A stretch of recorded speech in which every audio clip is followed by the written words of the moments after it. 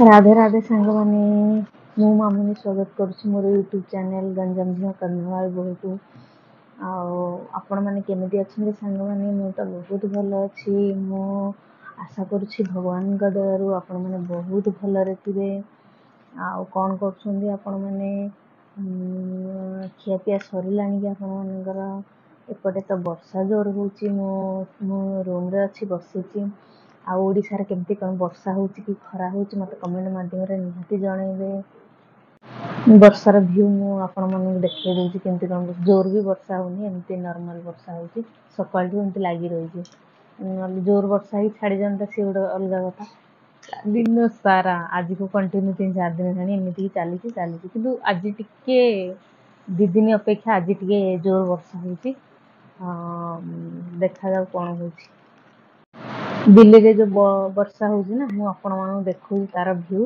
पुनी छात ऊपर को जाई केमती लागुछि आपण माने ए टाइम रे वर्षा हल्ला टाइम रे छात ऊपर व्यू मु भी देखिनी तो वर्तमान मु देखिबी आपण मानक भी देखैबी चलंतु देखिबा सांग माने मु वर्तमान छात ऊपर पळी आसिनी छात ऊपर वर्षार व्यू मु देखौछि आपण मानक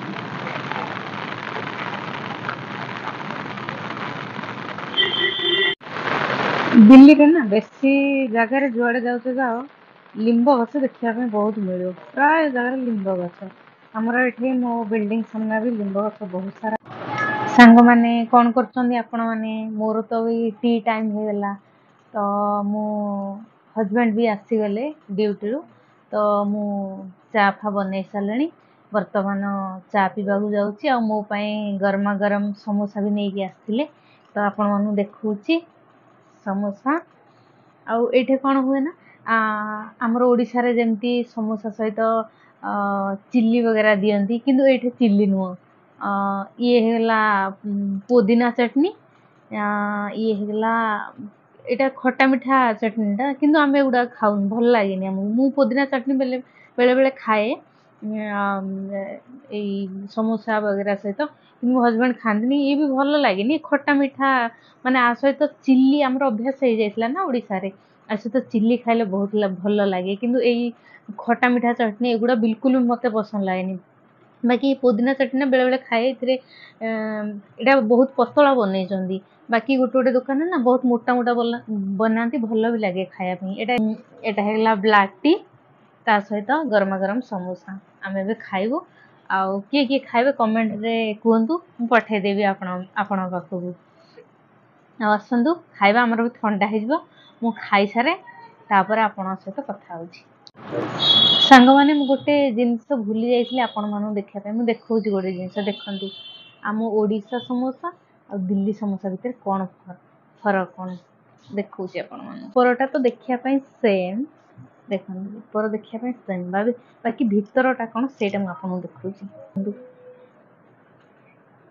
मसलाटा देखुछन ना एटा केमती बनाती कहबी आलू सीझे देले से मसला से आलू सीझे सारा पर से मसला मसली पकई देकी हाथ में चकड़ी की सेटा गोल करी दे दियंती माने कंचा मसला जा पकई करन ना बिल्कुल भी भल लागेनी खाली बाध्यतार एठा आउ किछि मिलुनी तो माने मिलुनी बोली कोन पिज्जा बर्गर चाउमीन मोमोज सब किछि मिलुछि किंतु बेले बेले भी समोसा खाइबा पई इच्छा हुए तो आणु जे एमिति मसला गुड़ा पूरा कंचा देखंतु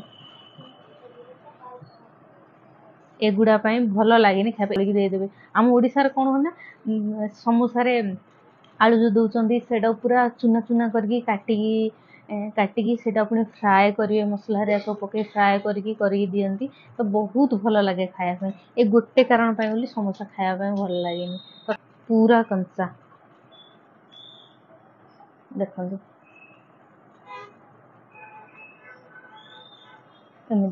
सांग माने मु तो समोसा खाई सारी आउ गोटे कथा कौन ना ये जिनस केवल समोसा ही मिले ना बरा ना आलू चप होगला ना पकड़ी होगला ओडिशा रे बहुत भेराइटी छणाछणी जिनस मिले ଏଇଠି ବାକି ଏଗୁଡ଼ାକ ବିଲକୁଲ ଖାଅ ନ ଖାଅ ସମୋସା ନହେଲେ ପିଜ୍ଜା ବର୍ଗର सैंडविच वगैरह चाउमिन मोमोज तो हर जगह में जोठिकी जीव गली गली में एमती ଏଇ ଜିନିଷ ଗୁଡ଼ା ମିଳେ କିନ୍ତୁ ବେଳେବେଳେ ଆଳୁଚପ ବରା ବି ଖାଇବାକୁ ଇଚ୍ଛା ହୁଏ।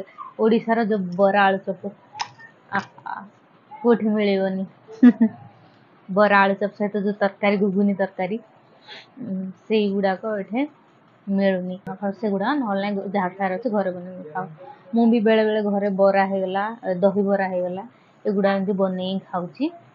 ଘରେ ବନେଇ ଥାଉଛନ୍ତି ବାକି ଆମ ବିଲ୍ଡିଂରେ ସମସ୍ତେ ଦେଲେ କହୁଛି ବଢ଼ିଆ ଲାଗୁଛି କେମିତି ବନଉଛ କାହିଁକିନା ଏମାନେ ବରା ବନେଇଲେ ବନେଇ ଯାଉନାହାନ୍ତି ବରାକୁ କେମିତି ବନଉଛ ସେଥିରେ କ'ଣ କ'ଣ ପଡ଼ୁଛି ବରା ବୋଲି କିଛି ଅଛି ଜାଣିଛନ୍ତି କିନ୍ତୁ କେମିତି ବନା ହେଉଛି ସେଇଟା ଜଣା ନାହିଁ। ଆଉ ବରା ଆମେ ବରା ଯେତେବେଳେ ବନଉଛୁ ମଝିଟା ହୋଲ ରଖୁଛେ ନା ସେଇଟା ବି ସେମାନେ ଜାଣିପାରୁନାହାନ୍ତି ଏଇଟା କେମିତି ରଖୁଛ ତମେ। ତ ମୁଁ ବନେଇକି ବିଲ୍ଡିଂରେ ବାଣ୍ଟେ ଯେତେବେଳେ ବନେ ଅଧିକ ଟିକେ ବନେଇଥାଏ ସମସ୍ତେ ଦେଇଥାଏ ସମସ୍ତେ ଖାଇକି ଖୁସି ହୁଅନ୍ତି। ଦହିବରା ହେଇଗଲା ଆଉ ସାଧା ବରା ବି ଆଉ ଥରେ ଆଳୁଚପ ମୋର ଆନିଭର୍ସରୀ ଥିଲା ତ ମୁଁ ଆଳୁଚପ ହେଇଗଲା ଏମିତି କ'ଣ କ'ଣ ସବୁ ବନେଇଥିଲି ଆଉ ବାହାରୁ ବି ମଗେଇଥିଲି କିଛି। ତ ଆଳୁଚପଟା ଦେଖି ଏଇଟା କ'ଣ ଏଇଟା ତ ଆମେ ଜାଣିଲୁ ସମୋସା ଏଇଟା ତ ଏଇ ମିଠା ଏଇଟା ତ କେକ୍ ଏଗୁଡ଼ା ଜାଣିଲୁ ବାକି ଏଇଟା କ'ଣ ମୁଁ କହିଲି ଏଇଟାକୁ ଓଡ଼ିଶାର ଆଳୁଚପ କହୁଛନ୍ତି ନା କେମିତି କ'ଣ ବନଉଛ। ମୁଁ ଯେତେବେଳେ କହିଲି ଆରେ ସେମାନେ ତ ଖାଇଥିଲେ ତା ପରଦିନ ମୋତେ ପଚାରିଲେ ସେମାନେ ତ ଖାଇଥିଲେ ସେଇଦିନ ବି ପଚାରିଥିଲେ ଦେଇଥିଲା ମୁଁ କହିଲି ଆଳୁଚପ ବାକି ଆଉ କିଛି ପଚାରିନି ତା ପରଦିନ ଖାଇସାରିକି ମୋତେ ପଚାରୁଛନ୍ତି ସେଇଟା କ'ଣ ଏତେ ବଢ଼ିଆ ଟେଷ୍ଟ ଥିଲା ତା ରେସିପି ଆମକୁ ବତାଅ। ତ ମୁଁ କହିଲି ହଉ ଠିକ୍ ଅଛି ମୁଁ ବତେଇଦେବି। ତାପରେ ଆମ ଘର ମାଲିକାଣୀକୁ ବି କହିଦେଇଛନ୍ତି ସିଏ ବି ଆସିକି ମୋତେ ପଚାରୁଛନ୍ତି ମାମୁନି ତୁ ଯେଉଁଟା ବନେଇଥିଲୁ କ'ଣ ସେଇଟା ଗୋଟେ ଗୋଲ ଗୋଲଟା କ'ଣ ବନେଇଥିଲୁ ସେଇଟା କହ ମୋତେ ତାର ରେସିପି ମୋତେ ଲେଖିକି ଦେ ମୁଁ ସେଇଟା ବନେଇ ଅଙ୍କଲକୁ ଖୁଆଇବି। ମୁଁ କହିଲି ବା ଯାହା ହଉ ଓଡ଼ିଶାର ଖାନା ହାଇଲାଇଟ୍ ହେଇଗଲା ଦିଲ୍ଲୀରେ। ତ ମୁଁ ସେଦିନ ତାଙ୍କୁ ବି କହିଥିଲି ସେ କହିଲେ ବି ସିଏ ବି ବନେଇଥିଲେ କହିଲେ ବଢ଼ିଆ ଲାଗୁଛି କିନ୍ତୁ ଏମାନେ କହୁଥିଲେ କହିଲେ ତମେ ଯେଉଁ ବନେଇ ଦେଇଛ ତାର ଯେଉଁ ଟେଷ୍ଟ ଲାଜବାବ ସେମିତି ତ ଆମେ ବିଲକୁଲ ବି ବନେଇ ପାରିନୁ ବାକି ନର୍ମାଲ ବନେଇ ପାରିଲୁ ବାକି ସମସ୍ତେ ଖାଇକି ଯେଉଁ କୁହନ୍ତି ବହୁତ ବଢ଼ିଆ ହେଇଥିଲା ତ ମୋତେ ସେଇଟା ବହୁତ ଭଲ ଲାଗେ। ଏପଟେ ତ ଏବେ ବହୁତ ଜୋର ବର୍ଷା ହେଉଛି କଣ୍ଟିନ୍ୟୁ କେତେଟା 3ଟା 4ଟା ବେଳୁ ଜୋର ବର୍ଷା ହେଉଛି ତ ହେଉଛି କଣ୍ଟିନ୍ୟୁ ଚାଲିଛି ବନ୍ଦ ହେବାର ନାଁ ଧରୁନି। ଆମକୁ ଗୋଟେ ଜାଗାକୁ ଯିବାର ଥିଲା ସେଇଟା ବି କ୍ୟାନସେଲ୍ କରିବାକୁ ପଡ଼ିଲା ଏଇ ବର୍ଷା ପାଇଁ ବୋଲି କ'ଣ କରିବି। ସାଙ୍ଗମାନେ ଆପଣମାନେ କ'ଣ କରୁଛନ୍ତି? ମୁଁ ତ ରୋଷେଇ କରିବାକୁ ଯାଉଛି। ଆଜି ମୁଁ ପନିର ବନଉଛି ପନିରର ରେସିପି ଆପଣମାନଙ୍କୁ ମୁଁ ଜଣାଉଛି ମୁଁ କେମିତି ମୋ ଷ୍ଟାଇଲର ପନିର କେମିତି ଆପଣମାନେ କେମିତି ବନାଉଛନ୍ତି ମୁଁ କେମିତି ସମସ୍ତଙ୍କର ତ ରୋଷେଇ ଅଲଗା ଅଲଗା ପ୍ରକାର ହୋଇଥାଏ ସେଇ ଜିନିଷ ପକାଉ ବାକି ଟିକେ ଡିଫରେନ୍ସ ରହିଥାଏ କିଏ କେମିତି ବନାଏ ତ ମୁଁ କେମିତି ଷ୍ଟାଇଲର ବନାଉଛି ଆପଣମାନଙ୍କୁ ଜଣାଉଛି ପନିର ରେସିପି ଦେଖିନିଅନ୍ତୁ। ମୁଁ ପନିର ବନେଇବା ପାଇଁ ଏଇସବୁ ଜିନିଷ ନେଇଯାଇଛି କିନ୍ତୁ ଜିରା ଧନିଆ ଡାଲଚିନି ଶୁଖିଲା ଲଙ୍କା ଆଉ ଗୋଲମରିଚ ଏତିକି ମୁଁ କ'ଣ କରିବି ନା ଟିକେ କଡ଼େଇରେ ଟିକେ ଫ୍ରାଏ କରିଦେବି ତାକି ତାର ନା ଫ୍ଲେଭର ଟିକେ ଅଲଗା ଟାଇପ୍ର ରହିଥାଏ ତ ମୁଁ ଟିକେ କଡ଼ାଇରେ ଫ୍ରାଏ କରିକି ନା ସେଇଟାକୁ ଗ୍ରାଇଣ୍ଡ କରି ବନେଇ ବହୁତ ଟେଷ୍ଟି ଲାଗିଥାଏ। ଆପଣମାନେ ଯଦି ଏମିତି କରୁଛନ୍ତି ତାହେଲେ ଟିକେ ଫ୍ରାଏ କରି କରନ୍ତୁ ତାର ଟେଷ୍ଟ କେମିତି। ମୁଁ ଫ୍ରାଏ କରିନେଉଛି କଢ଼ାଇରେ ପୁଣି ଆପଣଙ୍କୁ ଜଣାଉଛି। ଦେଖନ୍ତୁ ସାଙ୍ଗମାନେ ମୁଁ ବର୍ତ୍ତମାନ କଡ଼େଇରେ ପକାଇ ଦେଇଛି ବର୍ତ୍ତମାନ ଆକୁ ଟିକେ ଫ୍ରାଏ କରିକିନା ଗ୍ରାଇଣ୍ଡ କରିବି ଟିକେ ଫ୍ରାଏ କରିଦିଅନ୍ତୁ ବଢ଼ିଆ ବାସ୍ନା ଆସିବ ଖାଇବା ପାଇଁ ବି ଟେଷ୍ଟ ଲାଗିବ ବାସ୍ନା ବି ବଢ଼ିଆ ଆସିବ। ଦେଖନ୍ତୁ ଫ୍ରାଏ କରିକି ମୁଁ ଗ୍ରାଇଣ୍ଡର କପ୍ରେ ବର୍ତ୍ତମାନ ପକାଇ ଦେଇଛି ଆଉ ବାକି ଜିନିଷ ପକାଉଛି। ଇଏ ହେଇଗଲା ରସୁଣ ଇଏ ହେଇଗଲା ଅଦା ଇଏ ହେଇଗଲା ପିଆଜ ଇଏ ହେଇଗଲା ଟମାଟୋ ଏତିକିକୁ ମୁଁ ପ୍ରଥମେ ଗ୍ରାଇଣ୍ଡର କରିନେଉଛି। ଦେଖନ୍ତୁ ସାଙ୍ଗମାନେ ମୁଁ ପନିର ତ ନେଇଯାଇଛି ଆଗରୁ କାଟି ଦେଇଥିଲି ଆପଣମାନଙ୍କୁ ଦେଖାଇ ଦେଉଛି ଏତିକି ପନିର ନେଇଛି ଆଉ ଏଇ କଡ଼ାଇରେ ମସଲା ଯେଉଁ ଫ୍ରାଏ କରିଥିଲି ତାକୁ ଏଇଥିରେ ହିଁ ତେଲ ନେଇଯାଇଛି। ଆପଣମାନେ ତ ପ୍ରଥମରୁ କହିଛି ଆମେ ତେଲ ବହୁତ କମ୍ ଖାଉ ତ ଏଇଥିରେ ଏଇ କଢ଼ାଇରେ କ'ଣ କରିବି ନା ପନିର ପକାଇକି ଫ୍ରାଏ କରିଦେବି ଟିକେ ତାପରେ ବନାଉଛି। ଦେଖନ୍ତୁ ମୁଁ ବର୍ତ୍ତମାନ ଫ୍ରାଏ କରୁଛି ବେଶୀ ବି ଫ୍ରାଏ କରିବେନି ନର୍ମାଲ ଫ୍ରାଏ କରିବେ ତାକି ନହେଲେ କ'ଣ ହେବ ନା ହାର୍ଡ଼ ହେଇଯିବ ସେଇଟା ନର୍ମାଲ ଫ୍ରାଏ କରି ବାହାର କରିଦେବେ। ମୁଁ ବି ନର୍ମାଲ ଫ୍ରାଏ କରିବି ତ ପକାଇଦେଲି ବର୍ତ୍ତମାନ ତାକୁ ଟିକେ ଲେଉଟେଇ ଦେବି।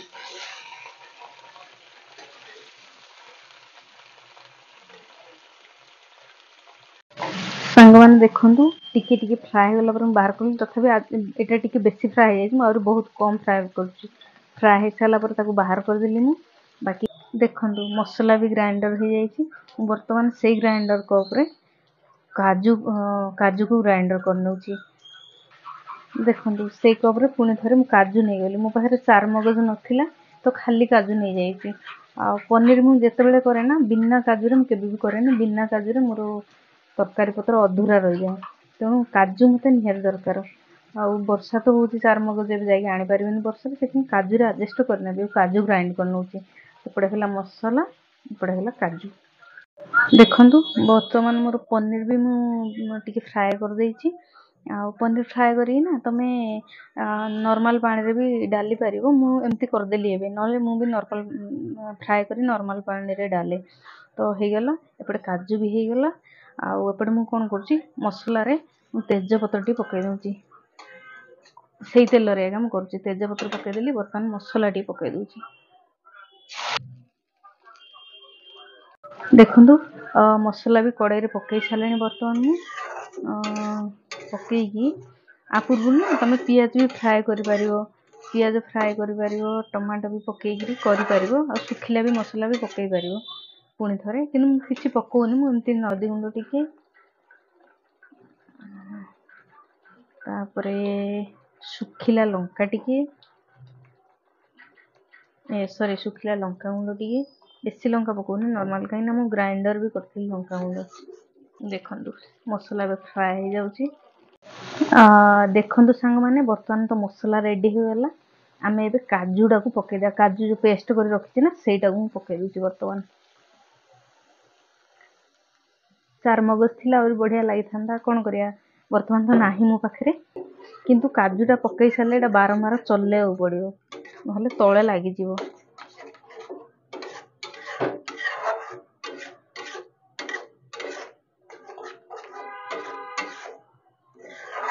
ଦେଖନ୍ତୁ ଏଇଥିରେ ତେଲ ବି ବେଶୀ ଆବଶ୍ୟକତା ହିଁ ନାହିଁ। ବହୁତ କମ ତେଲରେ ଆପଣ ରୋଷେଇ କରିପାରିବେ। ଆଜିକାଲି ଦେଖୁଛନ୍ତି ନାଇଁ, ଜିରୋ ଅଏଲରେ କେମିତି ରୋଷେଇ ହଉଛି। ମୁଁ ତ କେବେ ବନେଇନି, ବାକି ଦେଖିଛି ଜିରୋ ଅଏଲରେ ରୋଷେଇ। ଦେଖନ୍ତୁ ଏଇଟା ବେଶୀ ଫ୍ରାଏ ନାହିଁ, କମ ସମୟ ଫ୍ରାଏ କରିକି ପୁଣି ଆମେ ତାକୁ ପନିର ଗୁଡା ପକେଇକିରି କରିଦବା। ବର୍ତ୍ତମାନ ଦେଖନ୍ତୁ ମସଲା ବି ରେଡି ହେଇଗଲା। ଆଉ ଗୋଟେ ଜିନିଷ କୁହନ୍ତୁ ତ, କଣ ପକେଇବି ବର୍ତ୍ତମାନ? ମାନେ ଯୋଉ ଜିନିଷ ଆମେ ବନଉଛେ, କଣ ପାଇଁ ସିଏ ଅଧୁରା ରହିଯାଉଛି? ସେ ଜିନିଷଟା ନ ପକେଇଲେ ସେଇ ଜିନିଷ ସେଟା ଅଧୁରା ରହିଯାଉଛି। କଣ କହିପାରିବେ? ସେଇଟା ହଉଛି ଲୁଣ। ମାନେ ଏମିତି ଆମେ ଏବେ ମୁଁ ଯାହା ଯାହା ପକେଇଲି, ସେଥିରୁ ଗୋଟେ କି ଦିଟା ଜିନିଷ ମୁଁ ନ ପକେଇଥିଲେ ବି ଚଳିଥାନ୍ତା, କିନ୍ତୁ ଲୁଣ ବିନା ସବୁ ଜିନିଷ ଅଧୁରା। ତ ଲୁଣ ନିହାତି ଦରକାର। ତ ଲୁଣ ମୁଁ ପକେଇ ଦଉଛି, ତାପରେ ପାଣି ଦେଇଦେବି। ବର୍ତ୍ତମାନ ମୁଁ ପାଣି ଦେଇ ଦେଇକି ତାକୁ ଟିକେ ସମୟ ଛାଡ଼ିଦେଲି, ପାଣିଟା ଗରମ ହେବା ପାଇଁ, ମାନେ ଫୁଟିବା ପାଇଁ। ପାଣିଟା ଫୁଟିଗଲେ ତାପରେ ପନିର ପକେଇବି। ଆଉ ସାଙ୍ଗମାନେ, ଆପଣମାନେ କେମିତି ପନିର ବନାଉଛନ୍ତି ମୋତେ ଜରୁର କହିବେ। ଗୋଟେ ଜିନିଷ, ଗ୍ରୀନ୍ ମଟର ମିଳୁଛି ଏଠି, ତ ବର୍ଷା ତ ହେଉଛି, ସେଥିପାଇଁ ସେ ନେଇକି ଆସି ପାରିଲେନି। ତ ଖାଲି ପନିରରେ ସେଇଠି ବନେଇ ଦେଉଛି, ନହେଲେ ମଟର ପନିର ବନେଇଥିଲେ ବି ହେଇଥାନ୍ତା। ତେଣୁ ବିନା ମଟରରେ ଆଡ଼ଜଷ୍ଟ କରିନେବା। ବର୍ଷା ତ ହେଉଛି, ଏମିତି ମାନେ ସବୁ ଜିନିଷ ଆଡ଼ଜଷ୍ଟ କରିନେଲେ ତ ଚଳିବ ନା, ନହେଲେ ସଂସାର ଚଳିବ କେମିତି? କି ମୁଁ ପନିରରେ ମଟର ପକେଇବି ମାନେ ପକେଇବି, ଏମିତି ତ ପ୍ରୋବ୍ଲେମ ହେଇଯିବ ନା। ତ ସେଇଥିପାଇଁ ମୁଁ ଖାଲି ପନିରରେ ବନେଇ ଦଉଛି। ଆମର ସାୟଦ ପାଣି ଫୁଟିବାକୁ ଲାଗିଲାଣି, ତ ପନିରଟା ପକେଇ ଦଉଛି, ଆପଣମାନଙ୍କୁ ଦେଖଉଛି। ଦେଖନ୍ତୁ ସାଙ୍ଗମାନେ, ବର୍ତ୍ତମାନ ମସଲାର ପାଣି ଫୁଟି ଯାଇଛି। ବର୍ତ୍ତମାନ ପନିର ଗୁଡାକ ପକେଇ ଦଉଛି।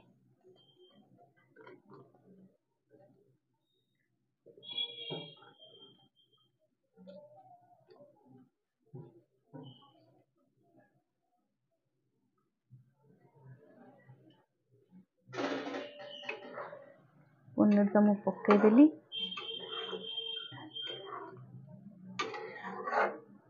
ପାଣି ଟିକେ ଅଧିକ ଦେଇଦେଲି ବୋଧ ହୁଏ। ବର୍ତ୍ତମାନ ଟିକେ ସମୟ ଘୋଡେଇ ଦେବା, 10 ମିନିଟ୍ ଖଣ୍ଡେ ଘୋଡେଇ ଦେବା, ତାପରେ ମୁଁ କହୁଛି। ସାଙ୍ଗମାନେ ଦେଖନ୍ତୁ ବର୍ତ୍ତମାନ ମୋର ତ ଏଇଟା ରେଡ଼ି ହେଇଗଲା ତରକାରୀ। ତ ମୁଁ ମୋର ମେଥି ପତ୍ର ବିନା କୌଣସି ତରକାରୀ ଅଧୁରା। ତ ମୁଁ ମେଥି ପତ୍ର ଟିକେ ପକେଇ ଦେଉଛି, ତାକୁ ପୁଣି ରଗଡ଼ିକି ପକେଇବାକୁ ପଡ଼ିବ।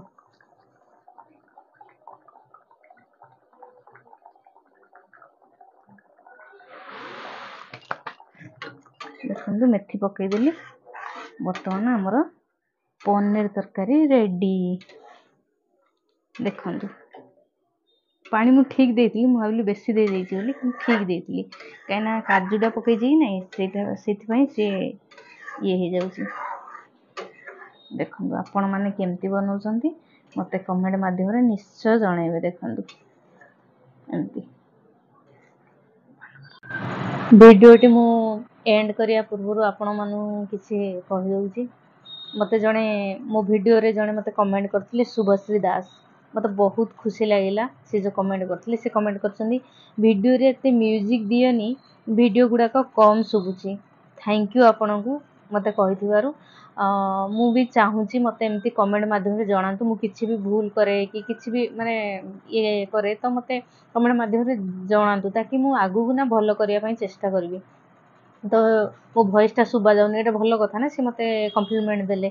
ତ ସେଥିପାଇଁ ମୁଁ ବର୍ତ୍ତମାନ ଶୁଭଶ୍ରୀ ଦାସ ଦିଦି ହେବେ କି ଯାହା ବି ହେବେ, ମୁଁ ଆପଣଙ୍କୁ ଜଣାଇ ଦେଉଛି। ଆପଣଙ୍କୁ ବହୁତ ବହୁତ ଧନ୍ୟବାଦ। ଆଉ ମୁଁ ନେକ୍ସଟ ଟାଇମ୍ ଯେତେବେଳେ ବି ଭିଡ଼ିଓ ପକାଇବି ତ ମୁଁ ମ୍ୟୁଜିକ୍ ଦେଲେ ବି ସ୍ଲୋ ମୋସନ୍ରେ ଦେବି। ବହୁତ ଧନ୍ୟବାଦ ଆପଣଙ୍କୁ। ମୁଁ ପୁଣି ଥରେ କହିବାକୁ ଯାଉଛି, ମୋର ୟୁଟ୍ୟୁବ୍ ଚ୍ୟାନେଲ୍ ହେଲା ଗଞ୍ଜାମ ଝିଅ କନ୍ଧମାଳ ବୋହୂ। ଆଉ ସବୁ ସାଙ୍ଗମାନଙ୍କୁ ମୁଁ କହିବାକୁ ଯାଉଛି କି ମୋ ଭିଡ଼ିଓକୁ ବହୁତ ସାରା ଭଲ ପାଇବା ଦିଅନ୍ତୁ, ଲାଇକ୍ କରନ୍ତୁ, କମେଣ୍ଟ କରନ୍ତୁ, ଆଉ ସବସ୍କ୍ରାଇବ୍ ବି କରନ୍ତୁ। ବେଲ୍ ଆଇକନ୍ ଉପରେ କ୍ଲିକ୍ କରି ଅଲ୍ ଉପରେ କ୍ଲିକ୍ କରନ୍ତୁ, ତାକି ମୁଁ ଯେତେବେଳେ ବି ଭିଡ଼ିଓ ପକାଏ ଆପଣଙ୍କ ପାଖରେ ନୋଟିଫିକେସନ୍ ପହଞ୍ଚିଯିବ। ଏତିକି ମୁଁ କହୁଛି। ମୋତେ ବହୁତ ସାରା ଭଲ ପାଇବା ଦିଅନ୍ତୁ। Good night. ରାଧେ ରାଧେ ସାଙ୍ଗମାନେ।